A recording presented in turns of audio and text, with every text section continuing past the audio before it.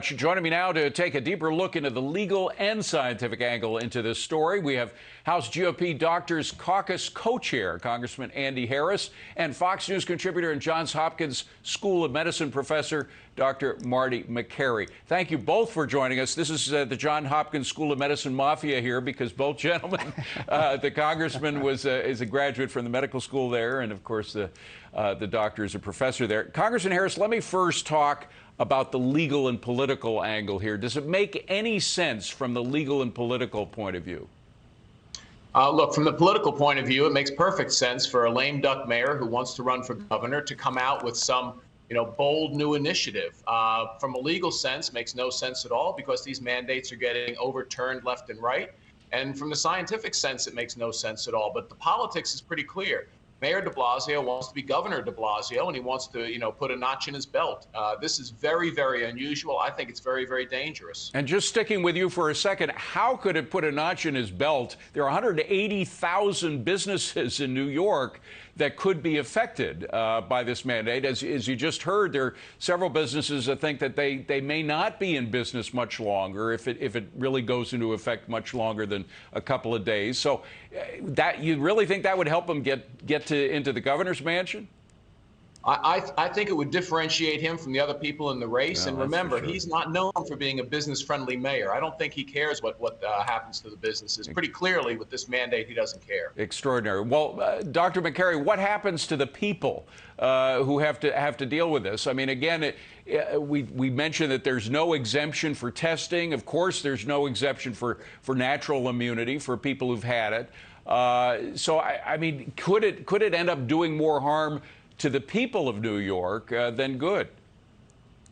It'll certainly harden people towards the idea of vaccination, especially when we may need seniors to get a booster. This is probably the most radical and extreme disregard of natural immunity we've seen in any COVID policy worldwide to date. And it's also maybe the most extreme overreaction to Omicron, because that was used to justify this.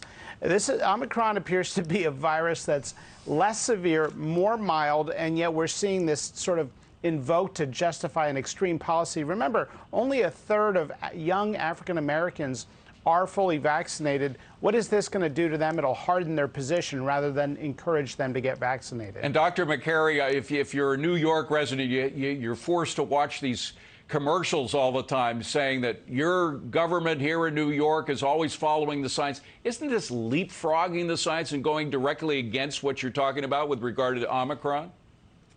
Well, it is science, but it's political science. I saw one of those ads and it asked, true or false, natural immunity is effective, and the answer was false.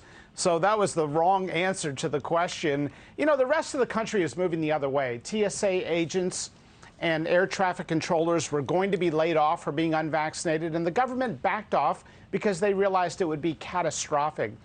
So the rest of the country is starting to be more flexible around these requirements. And Congressman, the courts are backing off of these mandates as well. Today we just had another decision that was against the administration's vaccine mandates. That is the federal vaccine mandates. This is a Georgia federal judge.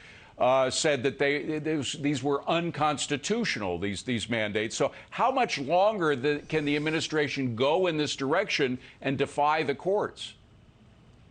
Well, I think the administration is figuring out that these mandates are, in fact, unconstitutional. They're losing in court battle after court battle.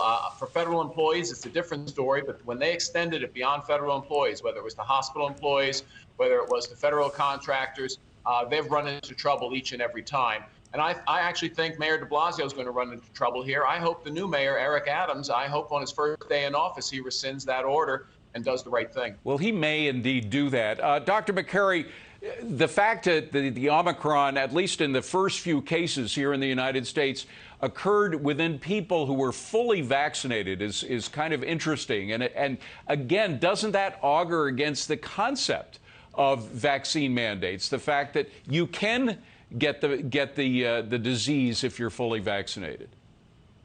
You can, and you can transmit it. Vaccines do appear to downgrade any COVID infection to a more mild illness and protect against hospitalization. But you're right, we are seeing indications that this is more mild. 2 hospitals today confirm the same observation as the other hospital reported on Saturday, that what they're seeing are mild cases in the hospital. Let's hope that ends up being true on the broader level. And finally, Congressman, we have these great therapeutics now. Of course, we have the antibody treatment, but we also have new pills from Pfizer and others that deal very effectively, extremely effectively, with people who have the disease itself. And it's clear that we're going to have to live to various mutations of this disease, perhaps for generations to come. Shouldn't that be our focus right now as a nation?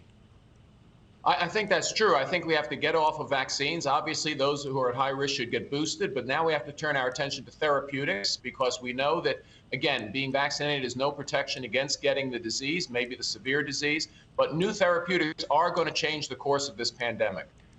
Two men who represent the Johns Hopkins School of Medicine very well, a very distinguished way. Dr. Andy Harris and Dr. Marty Makary, thank you both, gentlemen, for being here. Really appreciate it.